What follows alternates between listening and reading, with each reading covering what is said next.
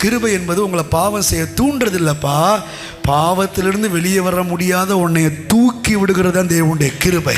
எல்லாம் சொல்லுவோம், பாவம் செய்ய தூண்டுகிறது கிருபை அல்ல, பாவத்தில் கிடக்கிற எண்ணெய தூக்கி விடுகிறது கிருபை. கையை தட்டி கத்திரமைப்படுத்துங்க.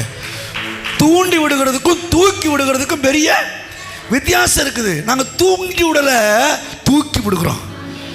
தூரமாக போகாதப்பா, ஆண்டவர் விட்டு குற்ற மனசாட்சியோட யூதாஸ் மாதிரி நாண்டு கொண்டு செத்து போயிடாத வா அப்படின்னு கர்த்தர் அழைப்பு கொடுக்குறாரு. நாங்களும் தான் சொல்கிறோம், குறைகள் குற்றங்கள் இருக்கின்றதுனால தூரமாக போயிடாத, உன்னை நெருங்கி இருக்கிற இந்த பாவத்தை நினைக்காதபடி நீ அவரை நோக்கி ஓடு. ஓட ஓட ஓட இது ஓடும்.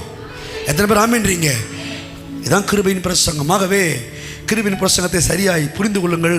நான் சொல்லிட்டேன், நான் அந்த 3 வாரமாக பேசுனது முக உரை அதான் பேசியிருக்கிறேன். கிருபை என்றால் என்ன, அது எங்கேருந்து எப்படி வந்துச்சுன்றதை நான் உங்களோட சொல்லி கொண்டிருக்கிறேன் ஒழிக்க முழு சத்தியத்தை உங்களோடு பேசவில்லை.